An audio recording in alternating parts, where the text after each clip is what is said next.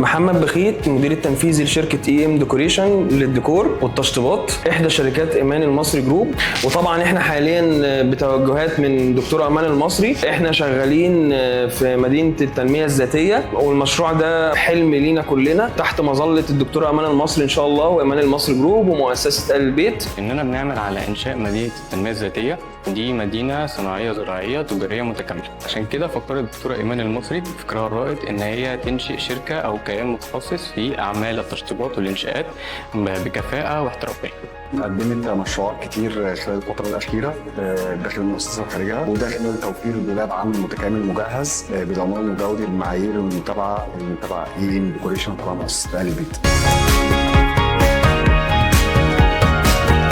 احنا هنا الكول سنتر موجودين لمساعدتكم والرد على جميع اسئلتكم، وده بيكون من خلال التواصل على خط الساخن اللي هيظهر لكم دلوقتي على الشاشه. يعني لو بتسأل عن الاستثمار، المنتجات، اللاندسكيب، الاتيليه، الديكوريشن، ده كله هيكون من خلالنا. احنا فريق التسويق ونوصل لك اللمسه الاخيره. احنا ما بندورش على العميل، احنا بنخلق قيمه واللي يفهمها بيختارنا. احنا بنقرا السوق قبل ما نتكلم وبنسوق قبل ما الناس تشتري. احنا عندنا في مصر الحمد لله رب العالمين بنزرع حوالي 5 أنواع من النعناع. هنا فريق المبيعات، مش بس بنبيع لكم، احنا كمان بنديكم خير مزارعنا لحد بيوتكم عشان صحتكم تهمنا. احنا منتجنا مش واحد، احنا منتجاتنا متنوعه، احنا بنركز على الجوده والطبيعه. اي مؤسسه بتسعى ان هي ترتقي لدرجه اعلى وان هي يبقى لها تارجت في السوق المصري والعربي، يبقى لازم تعمل قطاع تدريب وتطوير.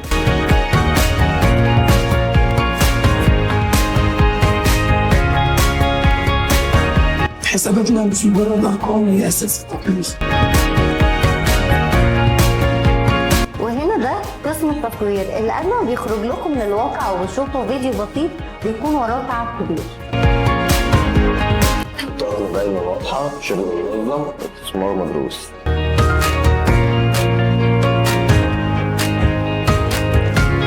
في كل رقم حكايه وفي كل قرار مالي مستقبل بنكون فيه، ورا كل خطوه محسوبه فريق بيخطط وبيراجع وبيفكر لقدام. في التفاصيل الصغيره بنلاقي المفتاح الكبير. كل يوم بيثبت فريق العمل لجروب ايمان المصري ان هو كان اختيار موفق وقد المسؤوليه.